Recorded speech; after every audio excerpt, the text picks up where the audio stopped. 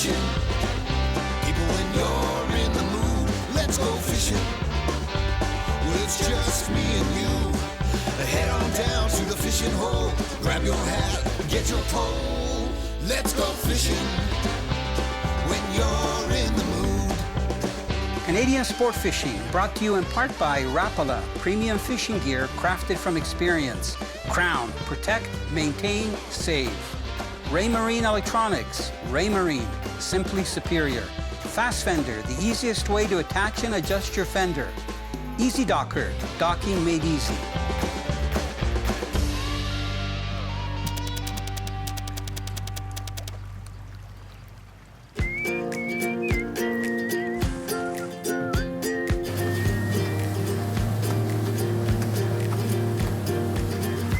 Come out on the sun side of the boat. Oh, getting all off the bottom. Beautiful. He caught me off guard. I was daydreaming there, but I felt a tug. I tell people when they're using a topwater lure, don't set the hook when you see the fish come up. Set the hook when you feel it on. Oh, he had the front hook in his mouth. He flipped a few times, and look, he's almost off. You know what? I'm just gonna lift him straight up. If he falls off, he falls off. See, this guy's feeding because he's got a nice plump belly. I don't want to keep him out of the water too long. Look at, they're so gorgeous because that sun isn't really bright. There he goes. I'm using a big casting outfit because I'm target casting to rocks. And one of my favorite topwater lures is a chugger. This is the X-Rap Pop. And you can see it's got a little bit of hackle on the tail. It's about 3 inches long. And it's got those nice eyes. But what I really like about it, when you're pulling it, it really pushes the water, but then when it's at rest, it has about that angle. So a fish comes up and it's very easy for him to grab the back of it. You know, one of the things that I look forward to every year is when summer comes up and the bass season opens up. Most of the time, because we've had colder winters and later springs, the bass are in shallower water. And one of my favorite ways to go after them is either using topwater lures or just subsurface lures. Some of the time you can actually see the fish swimming around because the water's so clear.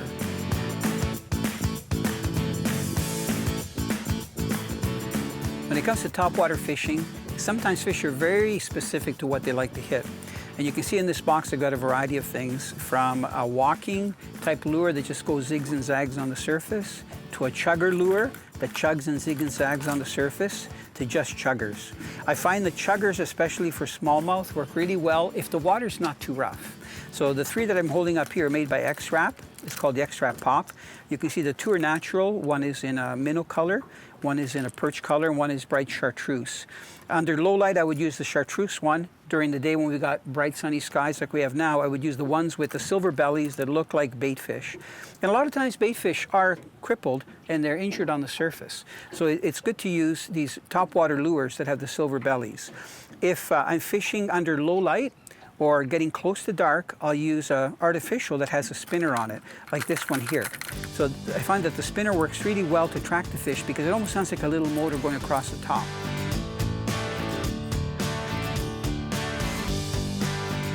Both largemouth and smallmouth bass spawn sometime at the end of April, beginning of May. When the water temperatures get into the 50-degree mark, 54, 55, and even right up until it's like 60, 65. They don't all spawn at the same time. And smallmouth in particular will spawn in water anywhere from about a foot deep or as deep as 12 feet. And after spawning, they don't travel very far. The females will take off, but the males will hang around the spawning areas. And they'll be varying in color. Some of them will be very dark, especially those that are around boulders. Some of them will be very green, especially those that are around vegetation. So the lakes that I like to fish in the springtime are lakes that are cold and that the fish are shallower than 10 feet. And the only thing that they have to go around to feed is rocks or shallow water structure. And that's one of my favorite times to use a topwater lure.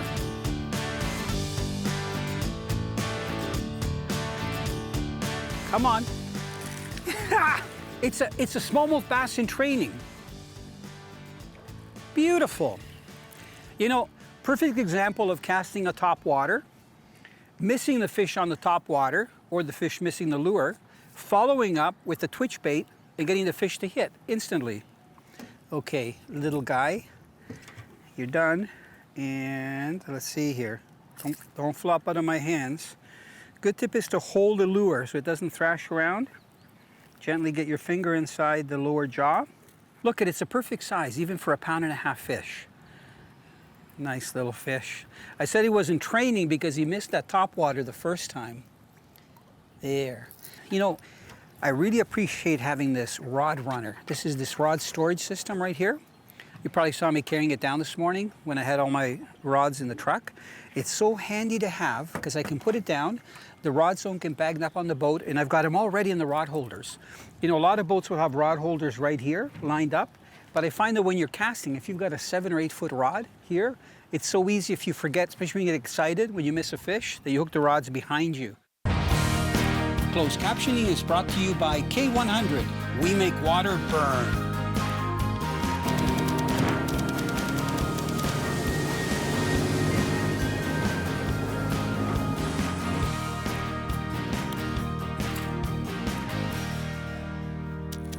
Oh, right off the rocks. Now that's what I'm talking about. You can see all the flat rocks. It's all limestone. Okay, see if I can, because of this wind, I'm going to try putting this in an anchor mode. Look at, you can see that head just kind of moving left and right. So it's great to have it on anchor mode. And you can see the rocks over there, and this guy's pretty well done. So come on, it's got one little hook there. Look, it's just caught in the tissue. Man, they hold, you know, when you get a barb into the fish, it's hard for them to throw it. That's why I tell people, if you're losing fish, make sure you get one barb into the fish. Yeah, there it goes. You know, I'm really happy this year that I have a custom-made boat just for the Canadian Sport Fishing Show. It's made by Team Boats. It's called RAD 1640. It's a center console. And what I like about Team Boats is they're a smaller company, and they fabricate all kinds of aluminum things. So they do these big barges, you know, where you can drive off with ATV vehicles or all kinds of machines, Argos and so on, and they can go right up on shore. They custom build a lot of stuff.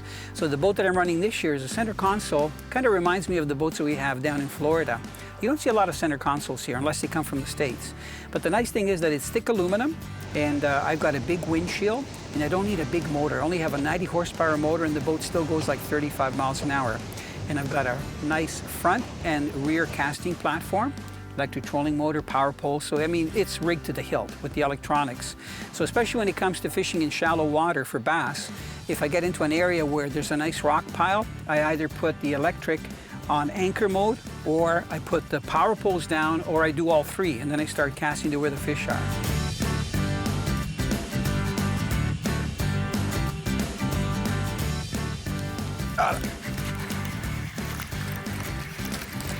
Wow, what a jumper.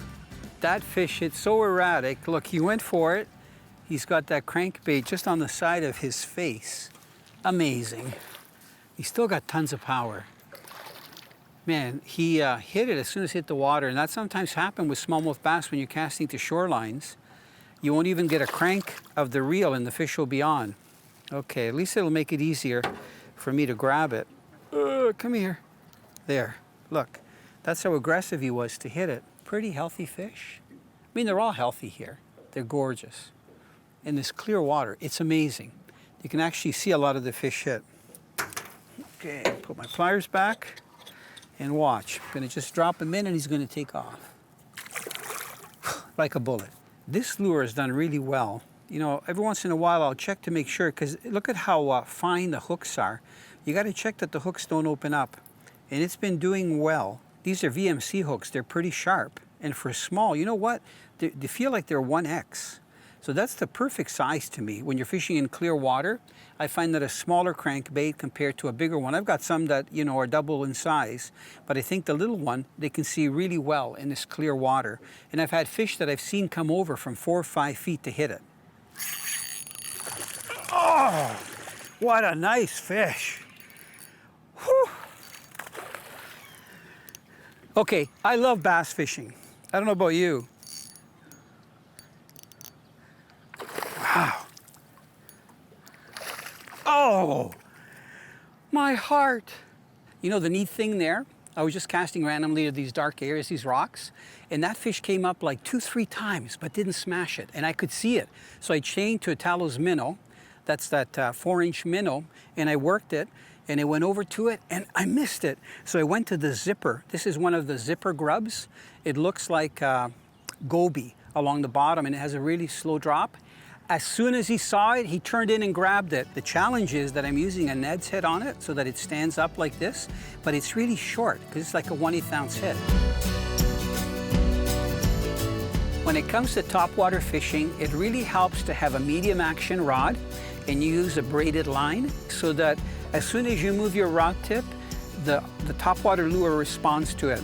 What I find that is critical is that you don't have slack line in between your twitching with your topwater and when a fish hits. And even though I've got slack line in between my tugs, my reeling hand is always going. It's picking up that loose line because sometimes, even if I'm not looking at the lure, I can feel the tug on the rod and I set the hook because you can't always stare at your lure. And that's when you have a fish on.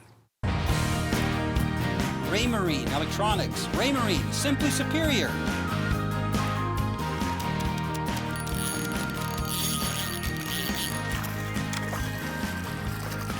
Tail walker.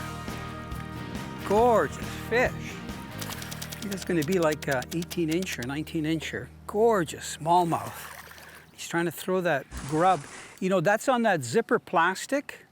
Sometimes I think that slower drop rate and crawling it makes all the difference in the world because things like gobies are right near the bottom. The nice thing about using a single hook is that they're a lot easier to grab if you thumb the fish. You can see that zipper soft plastic look. It's just through the tissue. It's not actually hooked in the bone. It's really important that you keep pressure on the fish because if it jumps like some of the ones that happened earlier, they'll throw the hook, especially if you don't have the barb in. Look at, isn't that a simple lure? Works really well. Okay, let me suspend him in because we had him out for a little bit. Look at, some of them are really dark, some of them like a green color. It's gonna look so beautiful. They're such gorgeous animals. I'm glad that most people that fish for smallmouth catch and release them. There he goes, look at.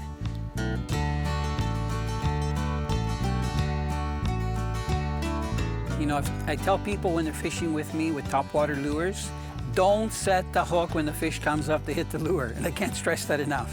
I mean, I've fished with people that they'll get 10 surface hits, they'll miss 10 fish.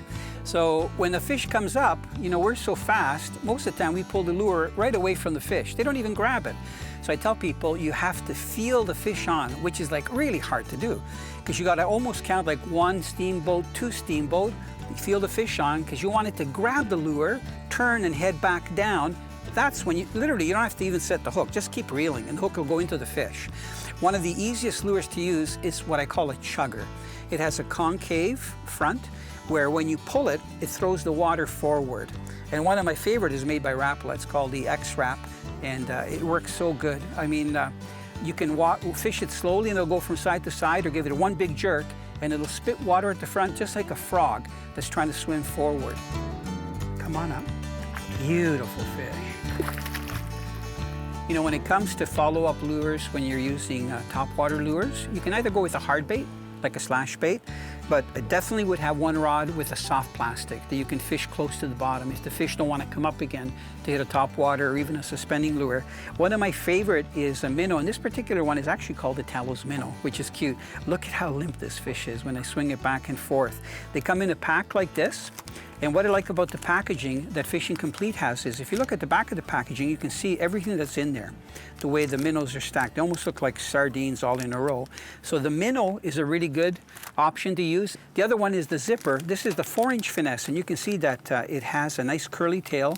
It has those ribs that actually capture air as it's going through the water. When it hits the water, it drops really slow. So sometimes if the fish are a little bit lethargic, that's the way I like to fish them, and those are in a natural color. So whether you use the minnow or whether you use the zipper Finesse, the key is to follow up as fast as possible when you've missed a fish. Don't cast right where the fish hit. Cast beyond it, overcast, and then bring your lure going through. A lot of times when I'm surface lure fishing, I'll either have fish miss the lure. It's not me pulling it away. They just miss it, you know, I guess they get so excited. Or they'll go for it and I'll pull it away. I'll make the error.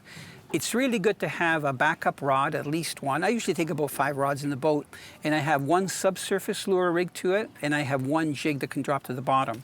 And if I've missed a fish more than twice, I don't throw my surface lure back out, because fish seem to get bored or imprinted that it's not something that they want to hit because they haven't been successful. Whoa, nice jump. Come on, do it again. Put on a show. He's got tons of energy. I don't want to grab him yet. Gorgeous bass. Just not sure I'm going to grab him with that lure right across the front of his mouth. Interesting. Maybe a belly grab. Sometimes they stay still. Yes, okay. He stood still enough for me to grab him.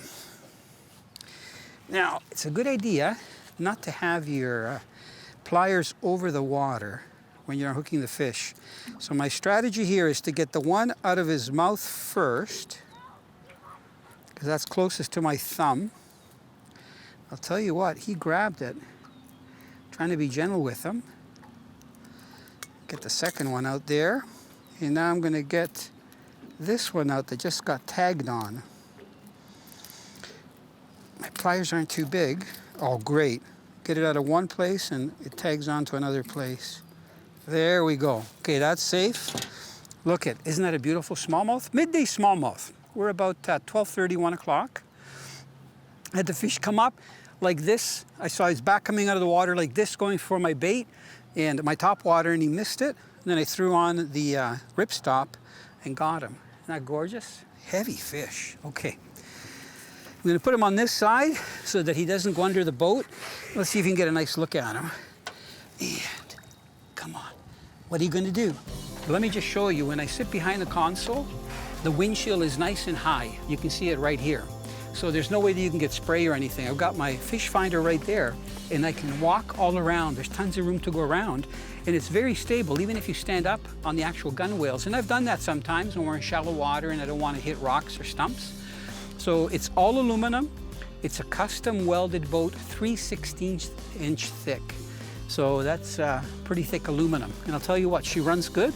With a 90 horsepower motor, it does about 35 miles an hour, but I don't push it, you know, because I'm getting older and I've got time to get to my fishing spot. Listen, enough talking, okay? Let's go back and try to hook up some more fish. Rod Runner Canada, grab and go fishing. There we go. Ah, near the mooring ball. Let's see, your head shaking. It's a decent size. I mean, they are so much sport. Even a 1 pound smallmouth, let alone when you get into 2 to 4 pounds. You know, we're just covering casting water. Some of them are out in the open. They're away from any rocks or boulders, but the rocks and boulders definitely have made a big difference to locate these fish. The other nice thing about this team boats is that it's just the right height to land fish. Let's see if I can just got him by the lip. So I've got a net in the boat, and it's nice because the net fits right underneath the gunwale back there. You know what? He was hooked right in the corner.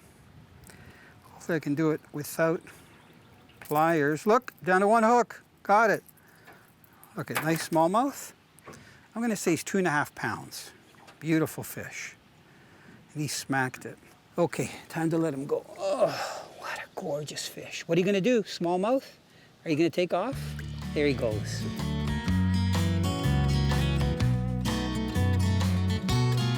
You know, smallmouth bass are notorious for fighting hard, whether they hit an artificial lure or bait, and jumping out of the water. I have had smallmouth bass that has jumped like 10, 15 times out of the water, sometimes throwing the hook. So I find that for bass, it's really important to keep a tight line to the fish. Not necessarily reel all the time, but keep the pressure on. And if they're gonna jump and they're not hooked well, try to put your rod down in the water to try to prevent them from jumping. Sometimes that works. Sometimes I put my rod down like 4 or 5 feet into the water. So literally so that if they try to go up, because you'll see it when they get loaded to try to jump, they'll be discouraged and then they'll just fight underneath the water. It's good to have a net with you, but be very cautious when you bring the fish in. If it's not finished, if it's green, You got to be so careful, especially with the topwater lure that's got 1 or 2 trebles on it or more. You don't want that fish to thrash when you're holding onto it, especially with your thumb on the lower jaw, because it's a nasty thing to get a hook in your hand.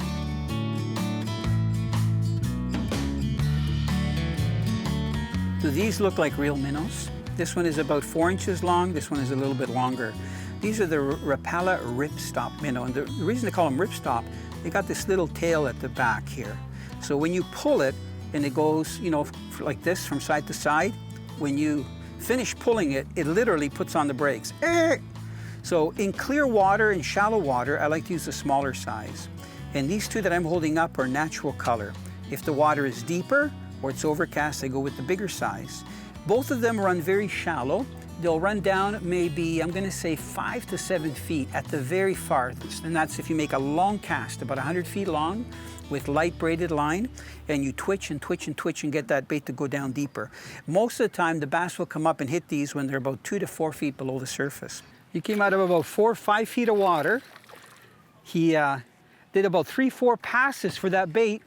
He looked at it. Nice smallie. You know, this is amazing. It's such a gorgeous summer day. We got paddle boarders out, and we're just going along, casting the rock piles and the shorelines. He's got one of the treble hooks on the back on. See if I can gently get him underneath the belly. Oh, nice tail walk. I do have a rubber net, but I didn't want to bring it out yet if I didn't need to. Oh, look at this. What a gorgeous fish. Just gonna grab that like that. Beautiful. Look, there's that topwater. See what I mentioned? Look, he's got one of the hooks there. Amazing to see him come up, do a couple of donuts underneath and swishes. Isn't that beautiful? They're so beautiful to get on topwater. But you know, you can see here we got like a sand bottom, and then it's like darker, 2 or 3 feet deeper. He came out of that deeper water. He made a couple of loops. I had to try like twitch, stop, twitch. I stopped. He turned around and said, that's it. Bang, came up and hit it. Gorgeous smallmouth. Okay, gonna put him in right here. You can see that nice bottom. It's like, I'm gonna launch him out so you should be able to see him swim away. Nice and dark. Canadian Sport Fishing, brought to you in part by Rapala, premium fishing gear crafted from experience. Crown, protect, maintain, save.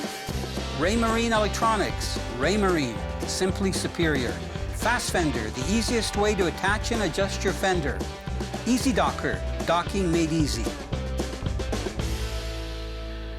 Come on. Perfect example of having a second rod ready with a follow-up lure. And in shallow water, like we're fishing, you know, 4 to 6 feet, 4 to 10 feet, slash bait, like this one that I've got on, is perfect as a follow-up lure.